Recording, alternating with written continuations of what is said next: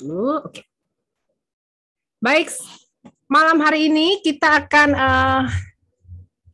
kedatangan guest speaker. Ya, ini sebenarnya lanjutan dari pertemuan sebelumnya. Ya, judulnya masih sama. Spirituality versus Temptation. Nah, yang ini bagian kedua. Terus narasumbernya atau guest speakernya yang sharing juga masih sama. Kenapa? Karena ternyata menarik banget gitu loh ceritanya kemarin. Terus ngobrol-ngobrol, Mbak kayaknya ini belum selesai yang Mbak ceritanya. Oh iya benar juga, yuk kita lanjutin. Nah, makanya untung sekali Mbak Rini ya. Mbak Rini Veronica akan melanjutkan sharingnya pada malam hari ini. Nah, Mbak Rini ini merupakan seorang, tadi sudah kita ceritakan ya, pengrajin kebaya, bukan pengrajin apa penjahit atau desainer nih Mbak. Pokoknya semuanya ini ya lengkap kebaya. Dan beliau ini sangat konsisten loh rekan-rekan. Konsistennya kenapa? Selalu menggunakan kebaya gitu loh. Jadi buat make promosi kebaya. Dan waktu saya ketemu dia memang pakainya kebaya gitu loh. Dan sangat apik sekali gitu. Wah kelihatannya top. Nah makanya ya. Lalu juga seorang pranik healer dan arhatik yogi. Nah, ini juga seru. Dan satu lagi ada tambahan tadi titipan, aku tarot reader loh Mbak loh, tarot reader ini. Jadi ya nanti bisa nanya sendirilah ke Mbak Rini karena untuk tarot reader ini saya juga tidak mengetahui secara spesifik ya, tapi merupakan seorang tarot reader dan juga dulunya beliau ini penulis teman-teman. Nah, penulisnya di majalah apa Mbak waktu itu Mbak? Majalah Girls, majalah anak-anak waktu itu. Majalah Girls anak-anak selama 10 tahun ya kalau nggak salah ya Mbak ya. Oke, luar biasa. Dari awal terbit sampai tutup. Terbitan Gramedia dulu itu. Oh ya, Gramedia memang ya luar biasa sih. Baik. Oke. Nah, terima kasih Mbak Rini ya, malam hari ini langsung saja kita serahkan sharing malam hari ini dimulai oleh Mbak Rini ke teman-teman semua. Terima kasih, silakan. Terima kasih Mbak Yovita. Selamat malam teman-teman, rekan-rekan seperjalanan. Namaste. Senang sekali kembali diundang oleh Mbak Yovita untuk berbicara tentang spiritualitas untuk melawan godaan yang beberapa minggu lalu pada hari Jumat sudah kita bahas bersama-sama. Terus lebih spesifik lagi malam ini godaan yang terkait dengan kesombongan rohani. Karena kadang-kadang Mbak Rini kepencet mute, Mbak. Pencet nanti aja. Ya. Lanjut ya. Karena seringkali kita itu jatuh dalam kesombongan, tapi tidak menyadari bahwa sedang jatuh dalam kesombongan gitu. Itu kesombongan rohani. Jadi lembut sekali. Pengalaman saya sih itu terjadi sejak saya awal belajar, dimulai dari belajar pendalaman kitab suci, dari pendalaman kitab suci kemudian diarahkan untuk mengikuti pranic healing. Ini godaan yang terkait jatuh dalam kesombongan rohani ini sering sekali terjadi dan beberapa kali saya alami terutama. Awalnya dari hal-hal yang kecil, hal-hal yang sepele, seharian. Misalkan begini, bukan dalam perkataan sih, lebih ke pikiran. Misalnya begini, ya ampun, sudah seusia itu, masih punya perilaku seperti itu, atau masih berpikir seperti itu, gitu. Atau ya ampun, lebay banget sih, seperti itu aja dibesar-besarkan. Nah itu ternyata bagian dari kesombongan rohani ketika saya mulai belajar, ketika saya mulai bertumbuh. Ternyata melihat balok di mata orang lain, balok di mata sendiri itu sulit, tapi melihat selumbar di mata orang lain itu cepat sekali. Saya baru peribahasa ya Mbak Rini ya. Iya. Sesuai peribahasa. Oh iya, balok di mata sendiri tidak terlihat, tapi selumbar di mata orang lain, wow, terlihat sekali. Ternyata mudah sekali melihat selumbar di mata orang lain. Kekurangan-kekurangan orang lain gitu. Padahal kekurangan-kekurangan orang lain itu adalah refleksi dari kekurangan-kekurangan saya sendiri yang tidak saya ketahui gitu. Kemudian godaannya meningkat. Meningkatnya jatuh dalam kesombongan rohani yang lebih lembut. Misalnya dalam komunitas kita ngobrol terus tiba-tiba mak celetuk gitu. pamer itu, padahal tidak sengaja. Tapi segera disadari, loh, ini bentuk kesombongan rohani loh. Misalkan begini, ini loh pasienku begini, sembuh nih 4 kali, healing aja gitu. Oh, aku sudah jatuh dalam kesombongan. Ya ampun. Kalau itu komunitas healer, teman-teman tuh kadang mereka saling paham, oh kita sedang belajar, kita sedang bertumbuh gitu. Tapi kalau itu saya sombongkan ke orang lain tuh kesannya, wow, saya sombong sekali. Mungkin bagi healer yang lain bahkan 2 atau 3 kali sudah sembuh. Kena saya mungkin baru 5 sampai 6 kali sembuh gitu. Jadi itu kesombongan rohani yang keseharian, atau kita kadang-kadang tergoda untuk mengomentari status orang di Facebook. Hah? Masa hal seperti itu aja dipeributkan, misalnya begitu. Atau sesuatu yang salah dia tulis di Facebook, bagi kita salah, bagi pemikiran kita salah. Mungkin menurut data itu juga salah. Terus kita tergoda untuk membenarkan gitu. Terus itu bukan tugas saya untuk membenarkan, karena saya tidak kenal langsung orang tersebut. Kalau itu saudara saya pasti akan japri gitu. Tapi karena itu hanya teman di Facebook atau pelanggan saya, itu sepertinya itu bukan tugas hidup saya. Dalam proses belajar seseorang pasti akan mengalami fase di mana mereka pernah salah gitu. Oh ya sudah, saya diam aja gitu. Tapi itu saya memaknainya sebagai kesombongan rohani, bahwa saya lebih daripada mereka. Seperti itu. Terus baru-baru ini saya juga jatuh dalam kesombongan rohani yang agak berat. Takabur. Jadi gimana Mbak ceritanya? Dimulai ketika sudah arahatik ya. Saya sempat sombong begini sih. Saya sempat sombong begini sama teman-teman Jogja, terutama Mbak Ria itu. Itu teman-teman tuh katanya sih mereka itu kok mengalami percepatan karma ya. Kok saya nggak mengalami percepatan karma ya gitu. Terus itu kesombongan rohani ternyata. Itu saya tidak menyadarinya. Terus tiba-tiba jeler saya mengalami percepatan karma, dan itu berat gitu. Terus ketika saya mau mengaku dosa terakhir kan sebelum Natal, dalam tradisi Katolik itu setiap Natal, setiap mau Paskah itu ada pengakuan dosa kepada Romo. Meskipun di luar Natal dan Paskah itu juga kita bisa mengaku dosa kapanpun bila kita merasa penuh dengan dosa. Terakhir kali mengaku dosa itu sebelum Natal, berarti Desember. Terus kemarin April tiba-tiba harus mengaku dosa lagi. Kayaknya kok cepet banget gitu loh. Saya mikir, dosaku apa ya? Nah, saya mikir dosaku apa, itu sudah bagian dari kesombongan rohani. Lembut, senyap, datangnya itu. Masa kita nggak punya dosa yang bisa diakukan? Pasti banyak sekali. Seandainya itu tidak dalam perkataan atau perbuatan, pasti itu dalam pikiran atau dalam hati. Terus saya mikir, waduh, saya jatuh dalam kesombongan rohani lagi nih. Jadi ketika jatuh lagi itu rasanya, masa sih saya jatuh lagi dalam hal seperti ini? Kadang-kadang gemes. Terus saya mulai merunut-runut. Apa ya dosa saya selama saya ngaku dosa Desember, Januari, Februari, Maret, April? Dosa saya apa? Saya cari. Terus saya kayak gini lagi. Tuhan, saya kok tidak bisa menemukan ya? Pasti ini saya jatuh dalam kesombongan rohani. Saya sudah mau mengaku dosa ke Romo, bahwa Romo saya itu jatuh dalam kesombongan rohani karena saya tidak bisa menemukan dosa-dosa saya. Ketika saya baru mau mengungkapkan itu lewat ke Romo lewat WhatsApp, karena saya punya nomor pribadi Romo. Kemudian ada peristiwa hidup yang besar yang menimpa saya, di mana saya dalam waktu berdekatan melakukan banyak sekali dosa gitu. Nah, itulah upah dari saya sombong secara rohani. Saya takabur gitu. Dalam waktu berdekatan tuh Mbak Yovita. Jadi saya marah, saya kesel, saya kecewa, saya berpikiran buruk, dan yang paling berat yaitu marah. Yang paling berat marah sama terluka, kecewa. Dalam waktu bersamaan saya mengalami hal seperti itu. Jadi dalam waktu bersamaan saya mengalami dosa berat. Kenapa hal itu saya sebut dosa? Karena saya sadar bahwa tubuh saya adalah bait Allah. Jadi Allah berdiam di dalam diri saya.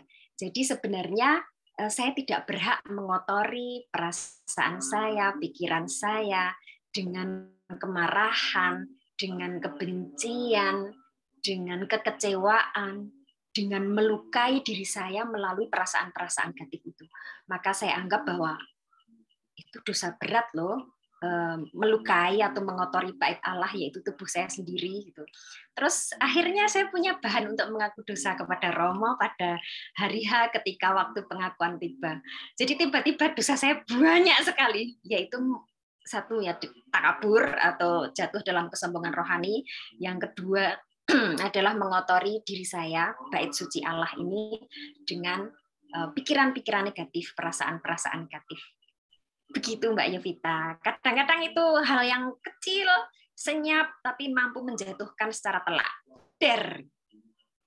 Apa ya bahasanya di dalam pranic healing?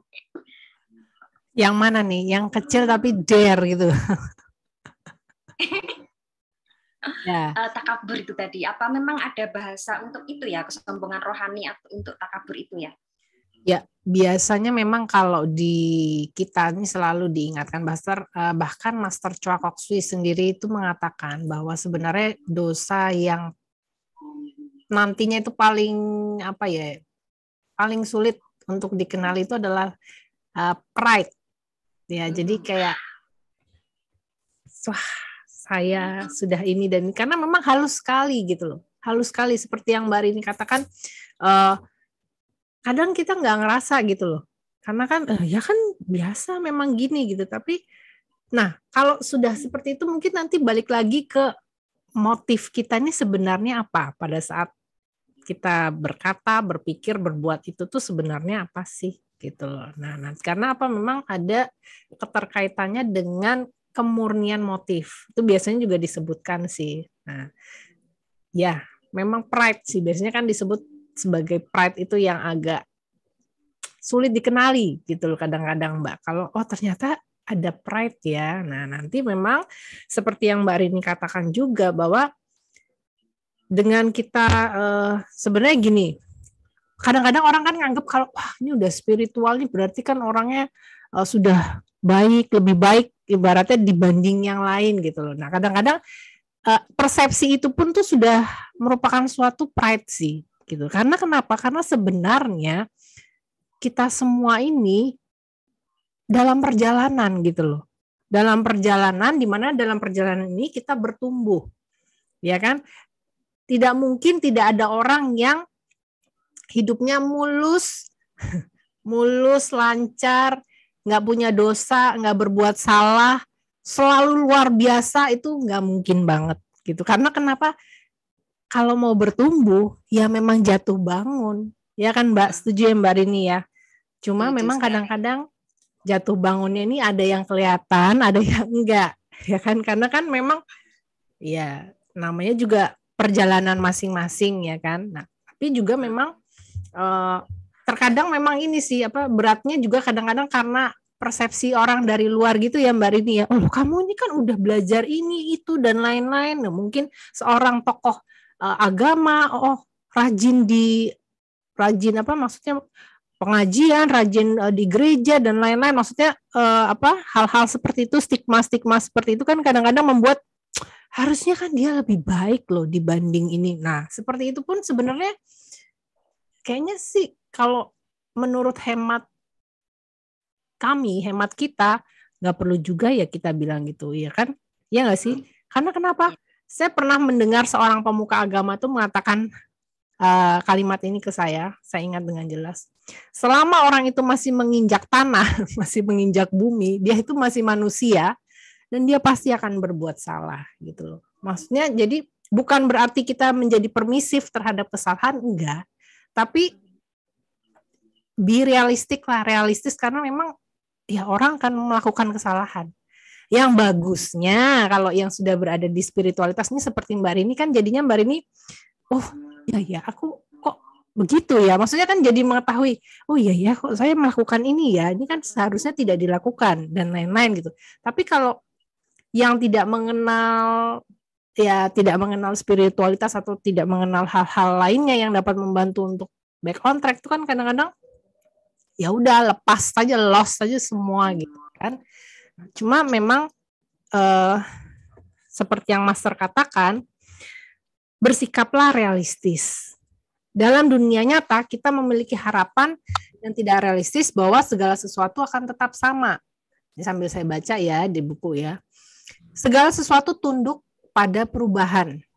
Anda memiliki matahari terbit dan Anda memiliki matahari terbenam. Anda memiliki kebahagiaan dan Anda memiliki kesedihan. Segala sesuatu berkembang dan secara terus-menerus berubah. Ya.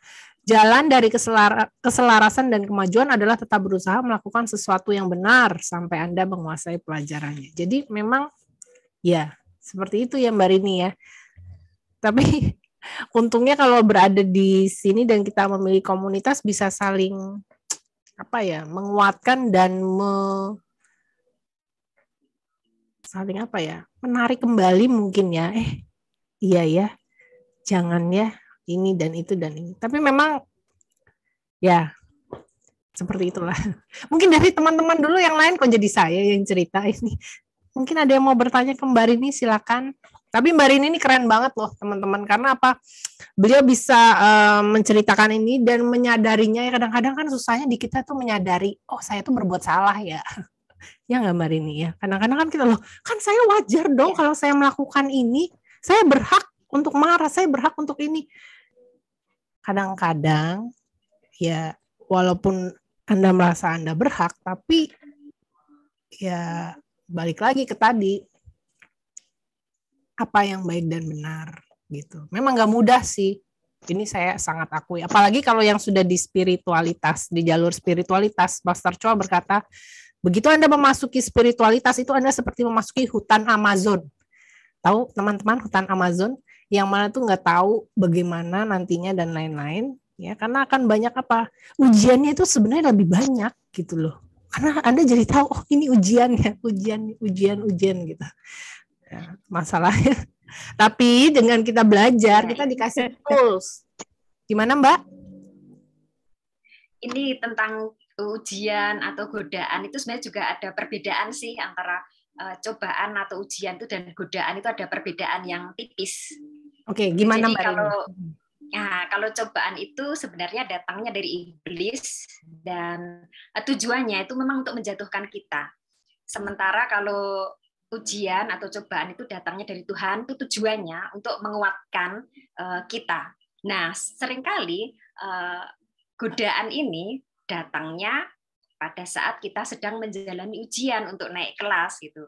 Maka ketika saya diuji dalam rangka naik kelas, itu godaannya kemudian datang bertubi-tubi. Apakah saya akan tergoda untuk marah, apa tergoda untuk benci, untuk dendam. Itu pas ketika saya sedang mengalami ujian. Kenapa saya anggap ujian? Karena kemarin-kemarin sudah diuji untuk hal-hal yang lain dan ternyata bisa gitu. Dan ternyata ketika lolos ujian, ternyata naik peringkat gitu loh. Saya lebih damai, lebih tenang, saya lebih lebih baiklah dari hari yang kemarin, dari manusia lama gitu. Seandainya saya masih menjadi manusia lama seperti kemarin, saya mungkin juga tidak bisa setegar ini dalam menghadapi apa yang saya hadapi kemarin gitu. Nah, itu hanya perbedaan tentang ujian dan godaan. Jadi godaan dan cobaan atau ujian itu sebenarnya ada perbedaannya. Asalnya dan tujuannya. Gitu sih. Oke, thank you Mbak Rini. Oke. Nah, langsung deh dari teman-teman, mungkin ada yang mau nanya langsung dulu nih ke Mbak Rini, silakan. Kita buka termin tanya jawab. Sepi nih. Jangan-jangan udah pada siap. Oh, Pak Yohanes, kalau saya mendapat godaan, saya lebih ke afirmasi jiwa. Terus gimana Pak? Habis dapat godaan, Bapak afirmasi jiwa, apa yang terjadi? Godaannya ditinggalkan atau bagaimanakah?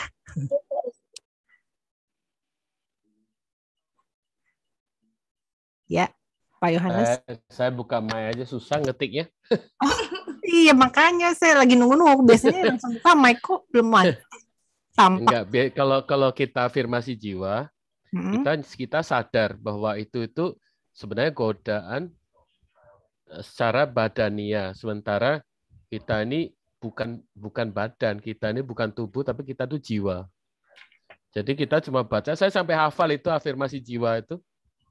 Jadi bagus, kalau kita mengerti itu, kita kayak aku bukan tubuh, aku bukan emosi, aku bukan pikiran, aku bukan akal budi toh.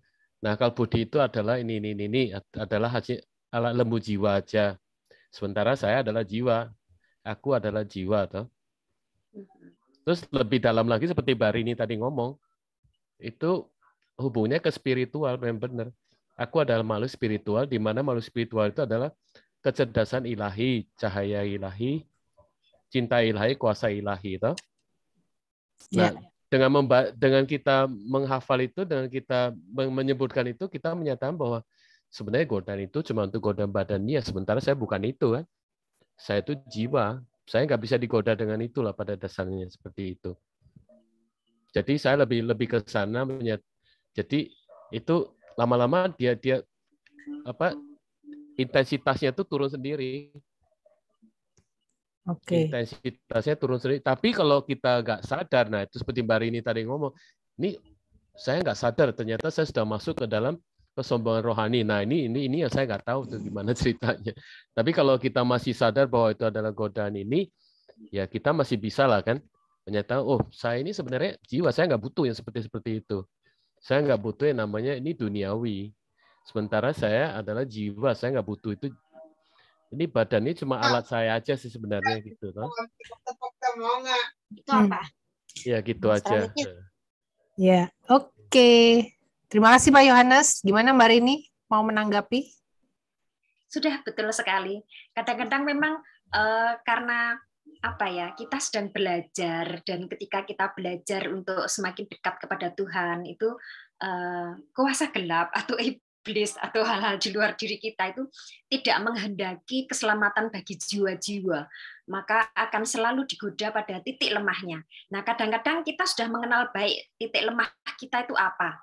Misalkan titik lemahku ada pada ketamakan, saya tipe orang yang tamak misalnya, atau tipe orang yang marah misalnya, temperamental. Tapi ternyata ketika kita sudah bisa melalui godaan-godaan dalam hal itu, lain kali ternyata kita digoda di titik yang bukan lemah kita. Dan akhirnya, oh, saya punya titik lemah itu yang tidak saya jaga, yang tidak saya ketahui. Dan saat itulah ketika menerima ujian, yang menggoda itu tadi menyerang titik lemah baru yang tidak disadari itu. Bagus sekali kalau Pak Yohanes itu langsung, wow, ini aku ambu-ambu nih ya, ketok men mau jatuh dalam godaan dan langsung menyadari. Kadang-kadang saya mau jatuh dalam kesombongan rohani itu menyadari, tapi kadang sudah jatuh dalam kesombongan rohani baru sadar, loh, aku jatuh dalam kesombongan rohani lagi. Wah, ternyata titik lemahku di sini dan masih menjadi titik lemah saya gitu. Terima kasih Pak Yohanes. Thank you Pak Yohanes. Mencoba. Monggo ya. Bu Martini. Ya, nih dari suaranya seperti Bu Martini. Benarkah? Silakan Bu. Malam. Apalah Pak? Malam. Begini, yang dialami Mbak Rini sekarang itu pernah saya alami. Sewaktu saya beralih dari, saya dulu juga aktivis agama seperti Mbak Rini, aktivis gereja. Terus macam-macam tak ikuti. Wes komunitasnya banyak, temannya banyak. Nah, setelah saya masuk pranic healing, di situ spiritualitas dan agama beda. Itu ada di dalam bukunya Existence of God ya, diterangkan di situ. Saya mengalami waktu itu ya goncangan, pergolakan batin yang luar biasa untuk masuk ke spiritual ini. Karena ya itu banyak benturan dengan teman-teman, kok begini ya, seperti yang dialami Mbak Rini tadi, oh kok seperti ini ya, tapi ya itu harus dialami. Dari peralihan itu, benturan-benturan itu nanti akhirnya kita harus memilih mana yang cocok di jalan kita. Kita kan akhirnya nanti pulang, oh saya sudah seperti ini, saya tidak bisa lagi turun ke sini, ya saya melanjutkan yang ini. Itu di awal-awal dulu saya pernah mengalami. Biasanya orang-orang yang baru berpindah dari agama masuk ke spiritual itu seperti itu. Agama itu penting karena agama itu pengenalan akan Allah. Basic untuk mengenal spiritual itu harus melalui agama. Itu yang saya alami. Tapi kalau sudah masuk ke situ, nanti lama-lama ya ada saringan, belajar karakter breeding, itu nanti akan mengerucut. Oh ternyata saya memang harus ini ya, urusan kita pribadi yang kita kesampingkan. Dulu saya masih begitu, seperti Mbak Rini persis sekali yang saya alami.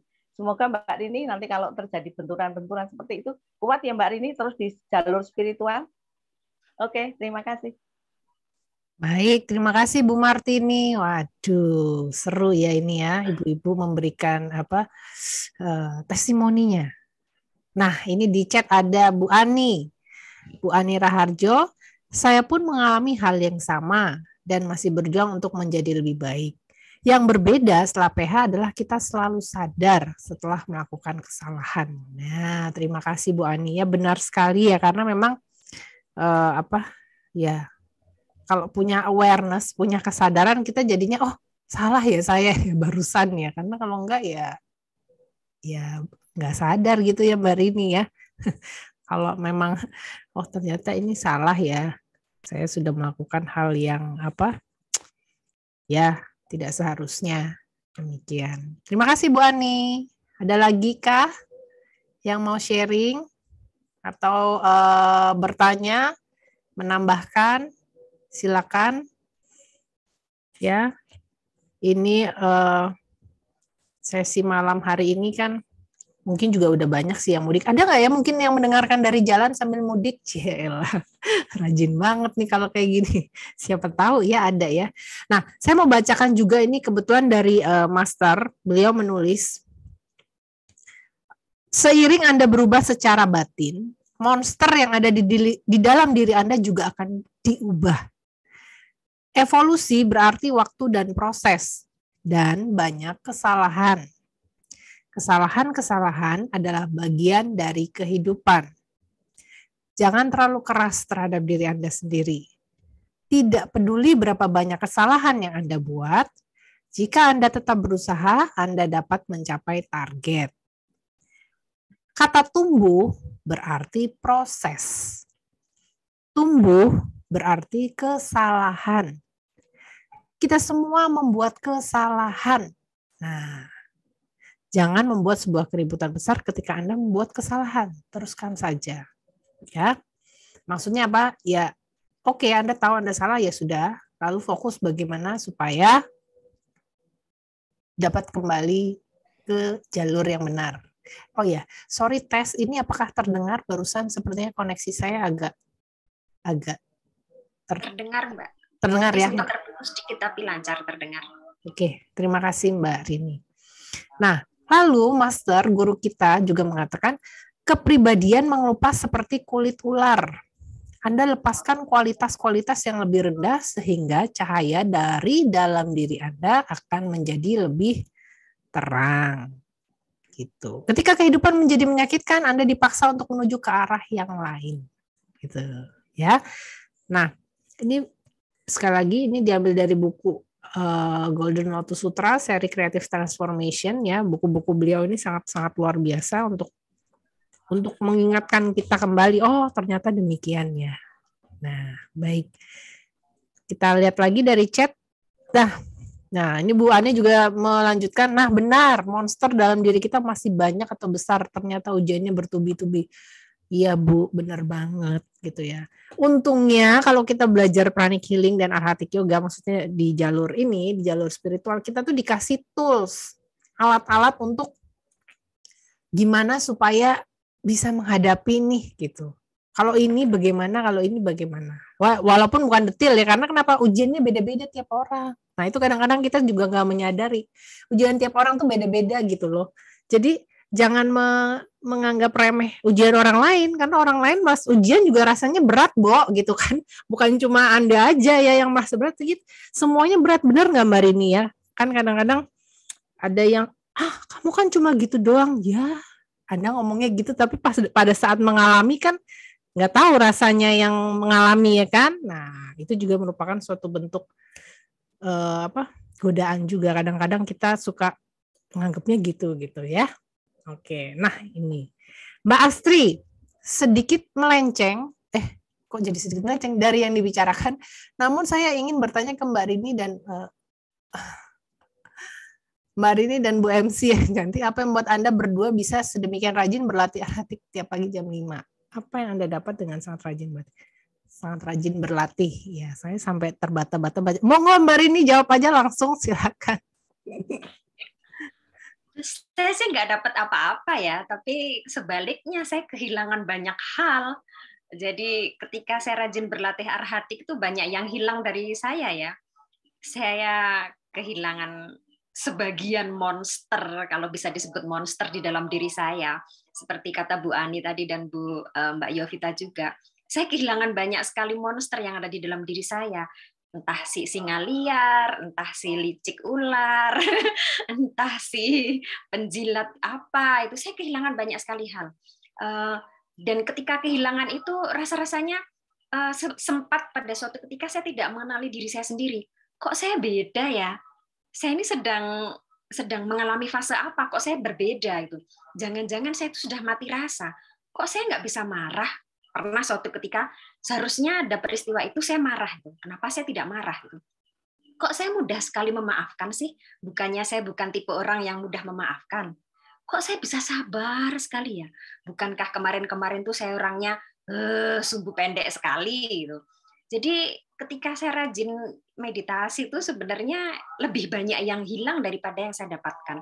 Tapi ketika banyak yang hilang, terus sesuatu yang kosong di dalam diri saya itu dipenuhi oleh hal baru. Hal baru ya tadi kesabaran, kedamaian batin, kebahagiaan, sukacita, dan kedamaian itu adalah hal yang tidak bisa dicuri oleh orang lain, peristiwa, atau hal-hal di luar diri saya. Tidak mampu mengambil kedamaian itu. Maka ya saya terus berjuang untuk mengalahkan diri sendiri, terutama untuk tetap berlatih, berproses, bertumbuh. Begitu Mbak Astri. Terima kasih. Ya, terima kasih Mbak Rini. Wah, pertanyaannya Mbak Astri nih ya. Terima kasih Mbak Rini. Iya. Kurang lebih saya mirip deh Mbak Astri. Gimana? Ya. Ada yang hilang dari dirimu? Ada dong. Ada ya. Ada yang hilang dan ada yang datang Mbak Astri ya. Itu suatu apa? Proses memang demikian toh. Ada yang datang, ada yang pergi ya kan. Nah, ya memang kalau dibilang rajin kadang-kadang godaannya juga ada ya. Tidur aja gitu.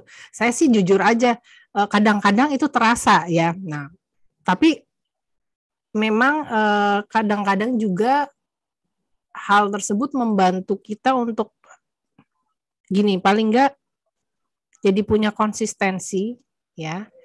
Dan juga seperti tadi untuk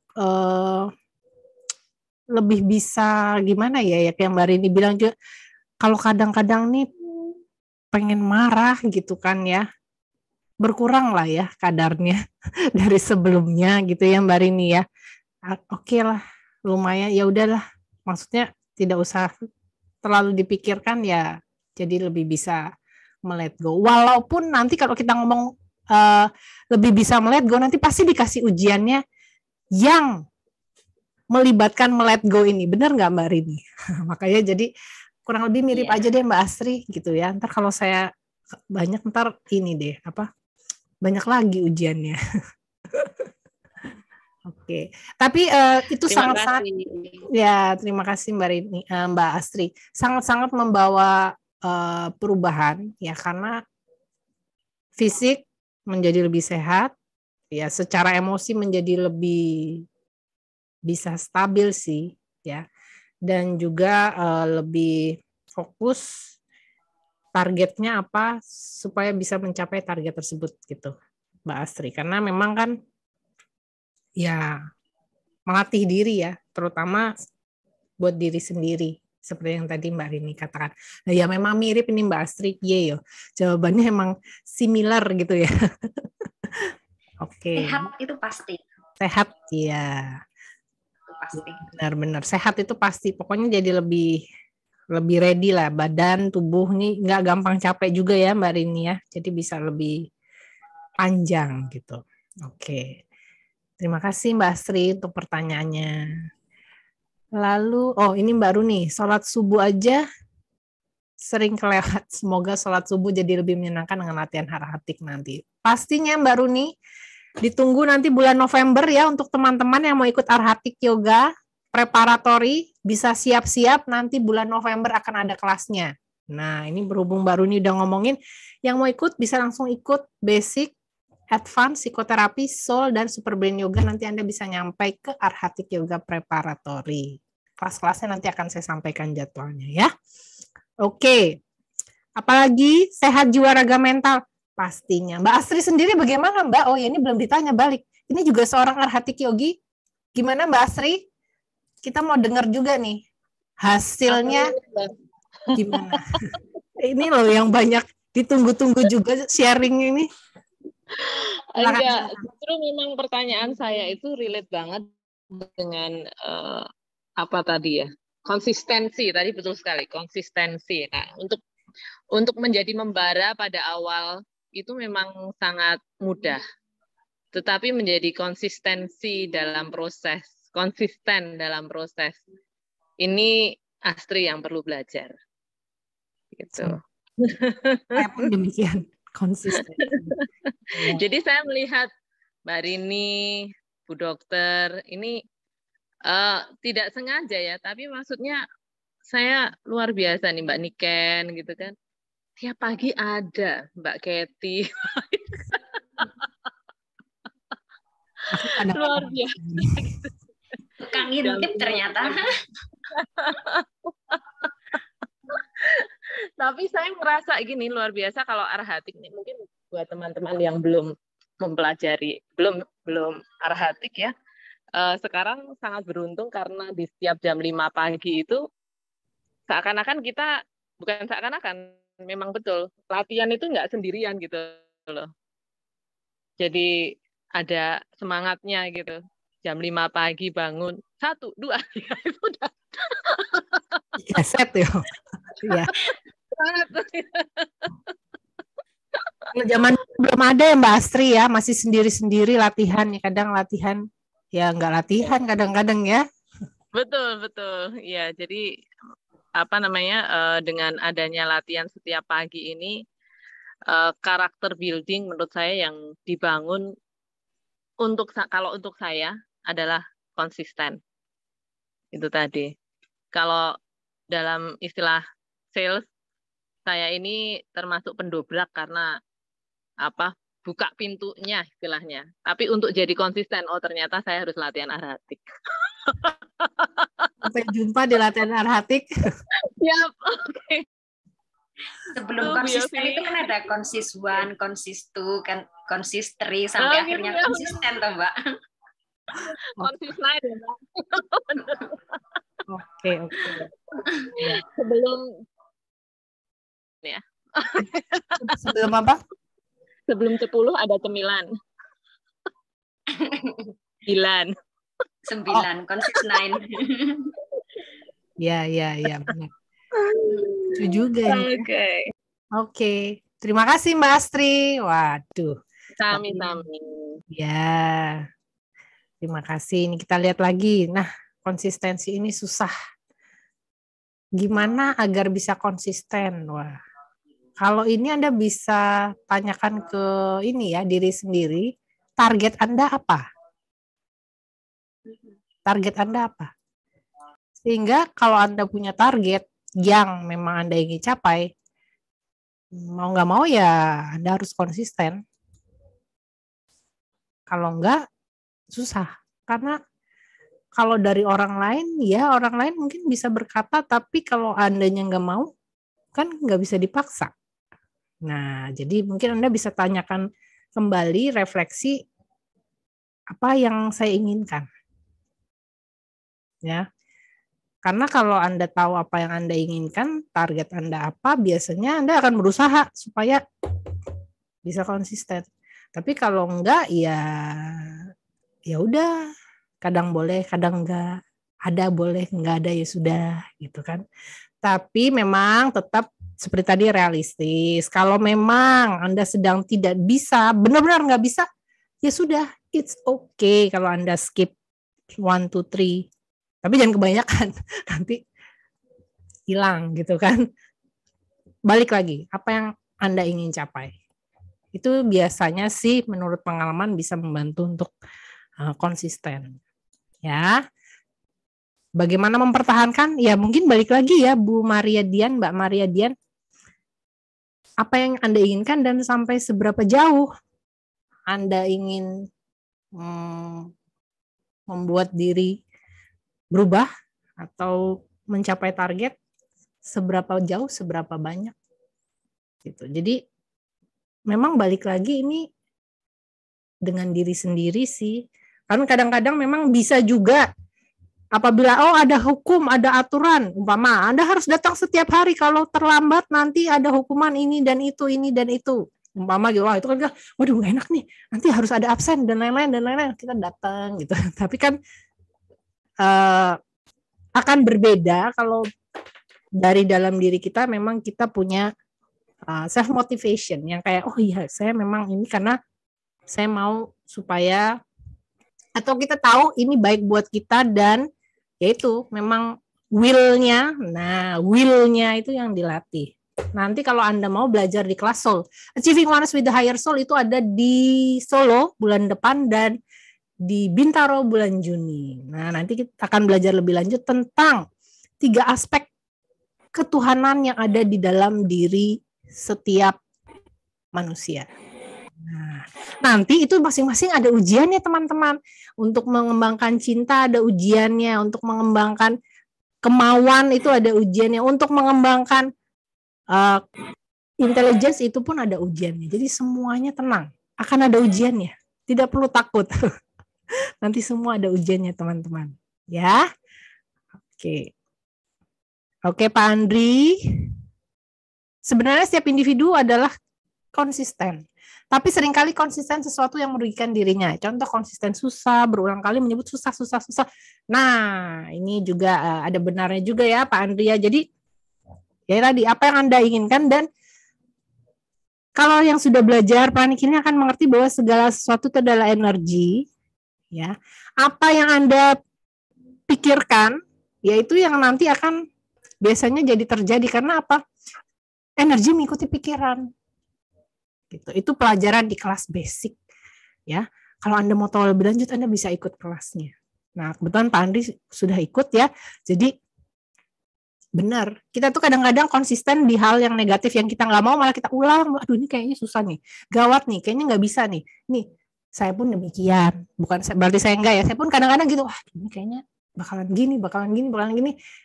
Tapi ternyata jangan dipikir yang negatifnya. Kadang-kadang ada yang reminder gitu ya. Saya beruntung sih ada teman-teman yang mengingatkan ya.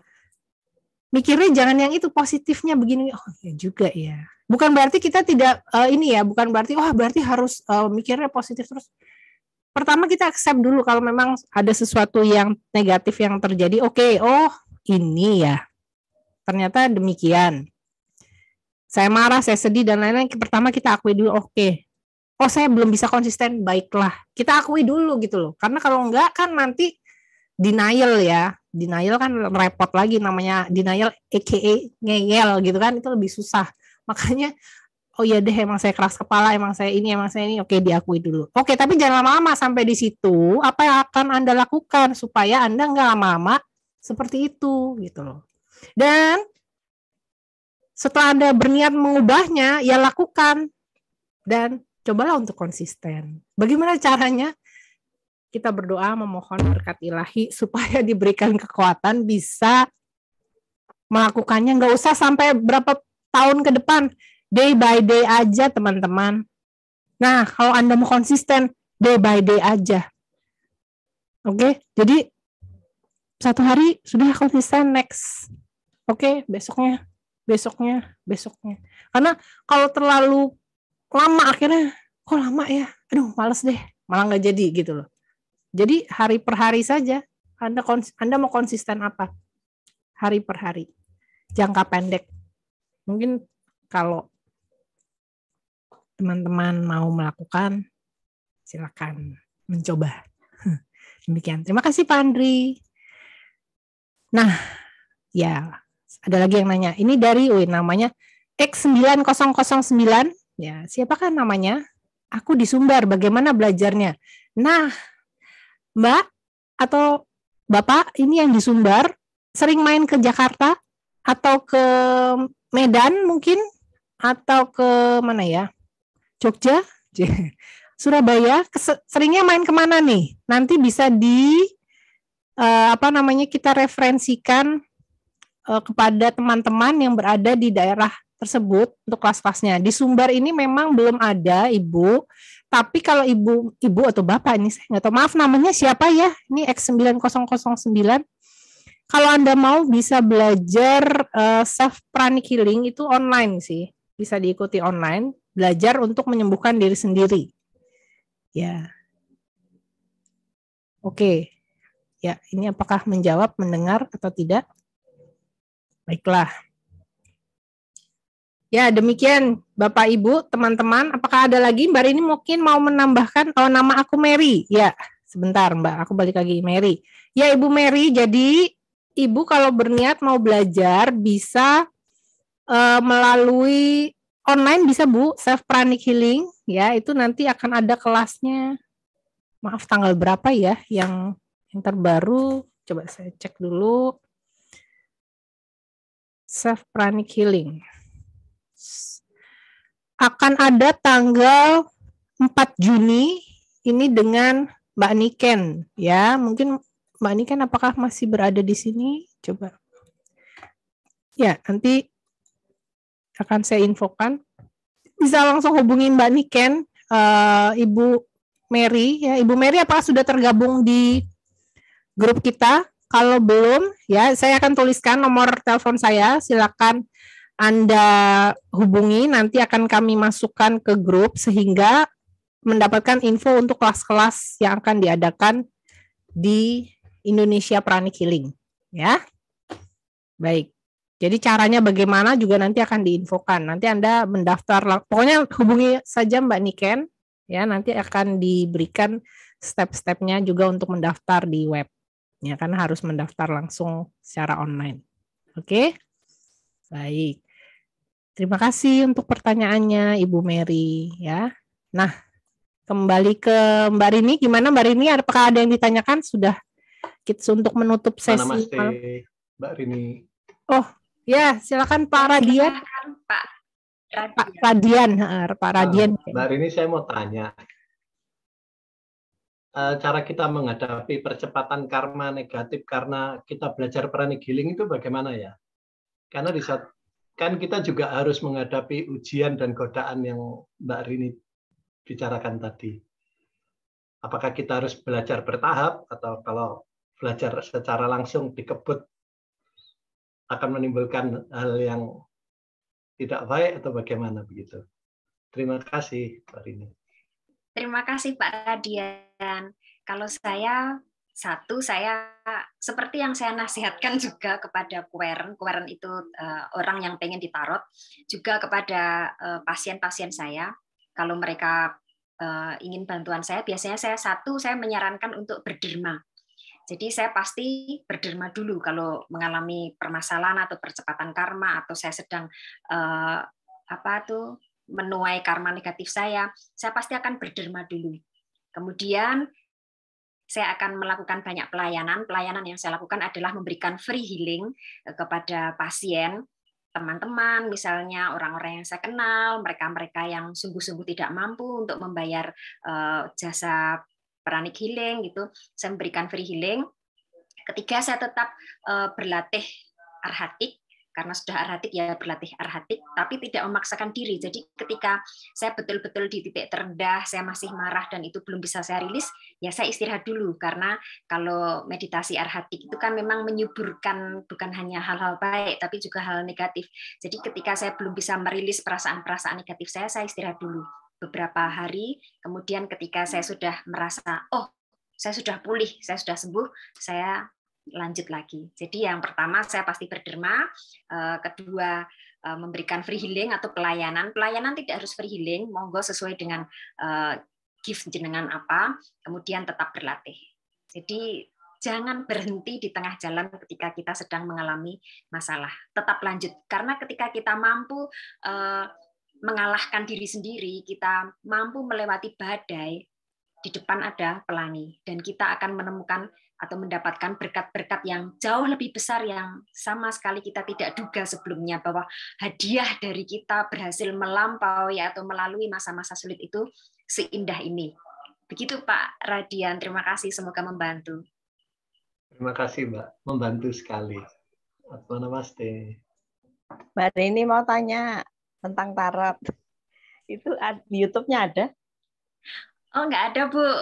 Saya biasanya via Zoom. Jadi janjian via WhatsApp, kemudian nanti saya buatkan link Zoom, terus kita bisa reading via Zoom, atau yang seputaran Jogja mau ketemu langsung biasanya ke rumah saya atau janjian di kafe atau jasanya seperti itu ya bentuknya.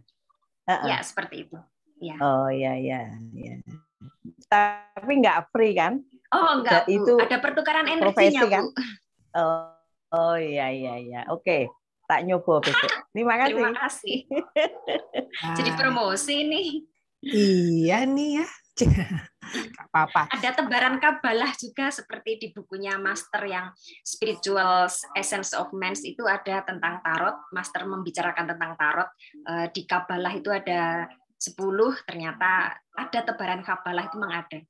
Gitu. Jadi nyambung sekali ternyata ketika saya membaca bukunya kemarin. Iya, betul. Oke. Ya, nanti Bu Henrika bisa saya kasihkan kontaknya ya. Jadi karena maaf keterbatasan waktu juga, ini sudah 8.53.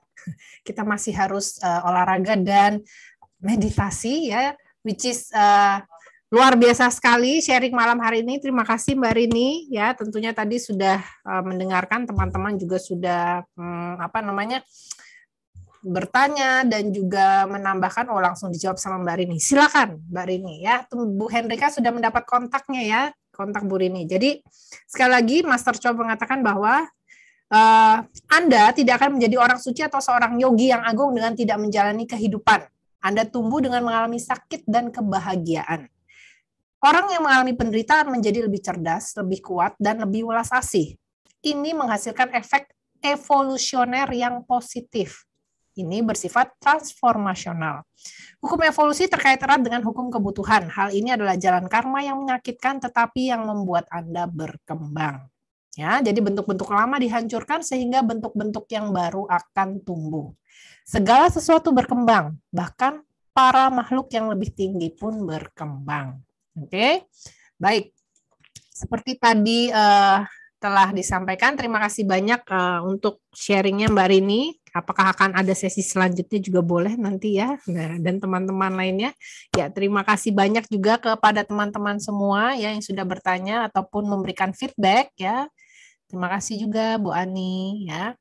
Nah, nanti tentunya teman-teman yang tadi mau belajar, ya ini saya sharingkan untuk kelas-kelas. Anda bisa mengikuti kelas Pranic Healing, bisa ikut IG-nya ya, IG-nya Indonesia Pranic Healing. Ya, kalau ini tadi contoh dari Ibu Mary ya, Anda bisa lihat ini kursus Self Pranic Healing online, tapi ini masih kontaknya Mbak Kathy. Jadi nanti Anda bisa hubungi Mbak Niken, saya sudah tuliskan tadi di dalam chat. Ya, Anda bisa lihat ini. Belajar apa saja, pokoknya belajar teknik praktis efektif untuk meningkatkan kesehatan dan kesejahteraan diri. Ya, teknik penyembuhan diri, afirmasi positif, meditasi cahaya putih, meditasi Twin Heart, senam Tibet, dan masih banyak lagi. Oke, tanggal 4 Juni nanti ya. Lalu nanti ada kelas ini Achieving Oneness with the Higher Soul yang tadi dikatakan oleh Pak Johannes, bagaimana afirmasi jiwa akan dipelajari di kelas ini tanggal 21-22 Mei di Center Solo secara offline dan juga online. Jadi dimanapun Anda berada, Anda bisa ikut kelasnya. Anda bisa lihat, bisa screenshot, ataupun Anda ikuti IG kami ya, Indonesia Pranic Healing. Ini adalah kontak personnya Mbak Ciwi, Mbak Keti, dan Mbak Niken. Bisa menghubungi teman-teman untuk ikut kelasnya. Lalu untuk yang mau ikut kelas offline, Anda bisa hubungi kontak person berikut ya. Di Bintaro bisa dengan saya, Bogor Pak Mirsa, di Solo ada Mbak Niken, Mbak Keti, Mbak Ciwi, di Ngawi ada Bu Amsiah, Surabaya Mbak Niken, Ubud Jovita, Bandung Utara bisa dengan saya dan Bu Shirley, Bandung Selatan Mbak Wanti, Jogja Mbak Ria atau Mbak Rini, di Medan dengan Mbak Niken ya. Jadi demikian kontak personnya. Lalu kita akan lanjutkan dengan meditasi Twin Hearts, ya. Apakah ada yang baru pertama kali mengikuti sesi ini?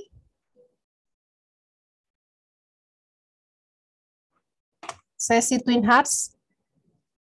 Kalau sudah pernah semua, kan kita langsung berolahraga, tapi sebelumnya mungkin teman-teman kita akan lakukan terlebih dahulu. Oh, ada yang baru pertama kali. Baik, kalau yang baru pertama kali Bu Vivi dan Bu Mari, ya. Oke, baik.